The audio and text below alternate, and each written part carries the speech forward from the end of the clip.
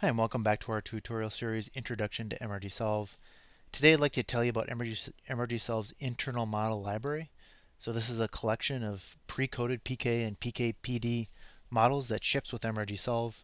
And so you can access these models with a simple command, and you can simulate from these models without having to write the model specification code yourself. So I find this model library to be helpful when I'm teaching or when I'm demoing mrgsolve. It's a great way just to get a model object to simulate from to illustrate some things. Certainly if you're learning mrgsolve yourself, this is a great way to just get a model to play around with and kind of explore some of the different aspects of mrgsolve. The other thing that people like to use this model library for is when they need a template to work from. So somebody might be coding up a two-compartment model and they don't want to start from a blank screen. They want some template code to start modifying. And we'll show you later on in the tutorial here how to extract some model code from the library and get it into your own file that you can start to modify and make it look like the way you need for your project. Um, what I usually don't do is I usually don't use these models sort of like out of the box for my project work.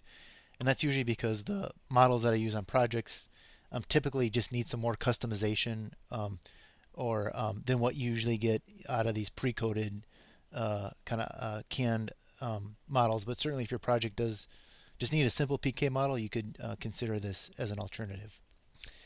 Um, Before we get into exactly how you access the model library, I just want to step back a little bit and recall how we load a model into our R session to simulate with using mrgsolve. Because the way we load the models that we code is going to be very similar to the way we load the models out of the model library. So this background will hopefully be helpful for us as we're uh, uh, learning how to read the models out of the library. So just as a first step, I've coded just a simple model. If you look in this Files tab, there's a model1.cpp file. The way we read it in is with mrread. That's our command to read, parse, and compile and load a model that we can simulate with in R. And I'm going to point it to model1. And when I point it there, mrread understands that it should look in the current working directory for a file called model_1.cpp, and it can find that and it can compile it, and we can simulate from that model. Typically in my project work, I don't frequently keep my models in the working directory just because there tends to be a lot of stuff going on there, a lot of R scripts and a lot of clutter.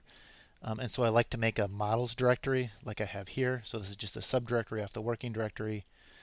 Here I've got model2.cpp, and I could try and read that model in out of that different models directory.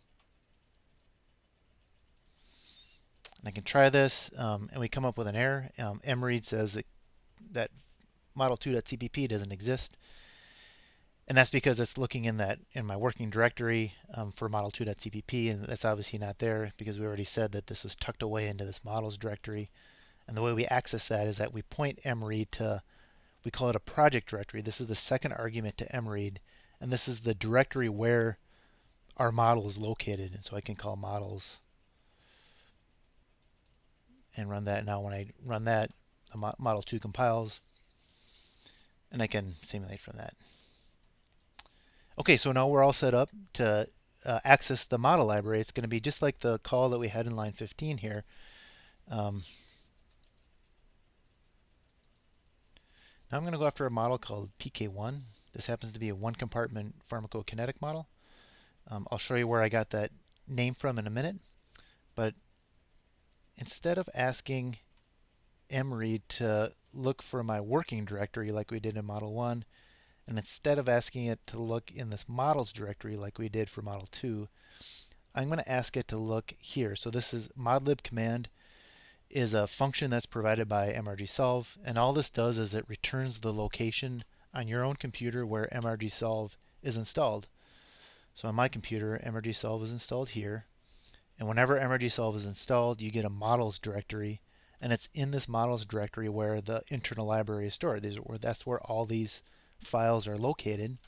And so when I ask mread to look at this modlib directory to look for pk1, it can find pk1.cpp, and it can load it, and it can, so we're ready to simulate from this model object now, from this PK1 model. Oops. Yep. There you go. And we can load other models too, like we can load an indirect response model, and then there's a bunch of other models in the library. And you might be asking, well, how do I know what models are in the library? We can go into the R help system, and we look under the help topic for modlib. We've got a help page here, internal model library. If you scroll down to the examples, it'll give you a bunch of example models that you can read in with mread, and we're always pointing to this modlib directory. We've got pharmacokinetic models. Some of these are written using differential equations. Some of these are written using closed form solutions. We've got a population example. Here's that indirect response models, and we've got other PD models here. You can click and look into the model details here. This will tell you a little bit about compartments, output variables, and parameters in these models.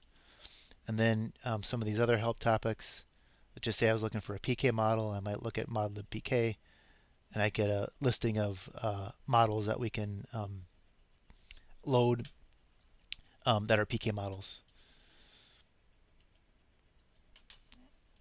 The other thing you might want to be asking is you might want to say, well, I want to see the code that's underlying this model. And so we can interrogate this model object a little bit. Remember, we've got a command called C. And all that does is it goes into the model object, it gets the model code, and it prints it out to the screen view. So now we can easily see that there's parameters, clearance, volume, and Ka, a couple compartments, and we've got an output variable, Cp. And also recall that we can interrogate the model a little bit more, see what the parameters are, see what the compartments are, including the compartment numbers. That might be helpful for figuring out where we need to put doses. And since this is an annotated model,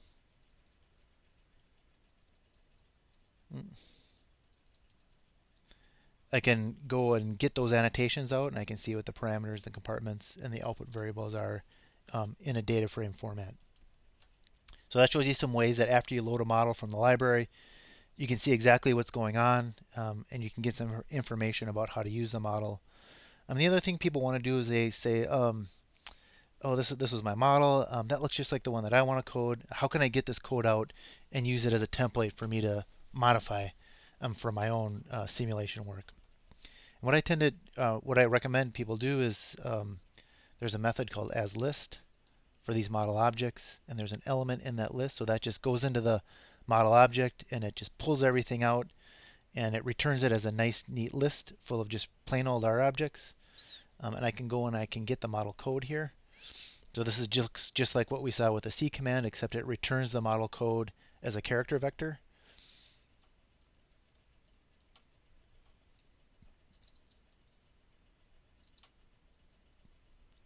And so I can just run that command. I can take this output, I can save it to a file called foo.cpp, and I'll go back into my working directory. Now I've got this one compartment PK model sitting in a file in my own directory that I can modify, and I can start to make it my own model code. And now I can load that back in. And now all I have to do is point it to this foo model file. It's going to go into foo.cpp. It's going to read my model back in. And now I've got a copy of what was in the model library. I've got it in my local directory, and I can modify it according to as I need for my own simulation project. Okay, so that's a little bit about mrgsolve's internal model library. I hope you found the video helpful. For more information about mrgsolve, it's mrgsolve.github.io. For more information about Metrum Research Group, it's metrumrg.com. Thanks for watching today, and we'll see you on the next installment of our mrgsolve introduction tutorial.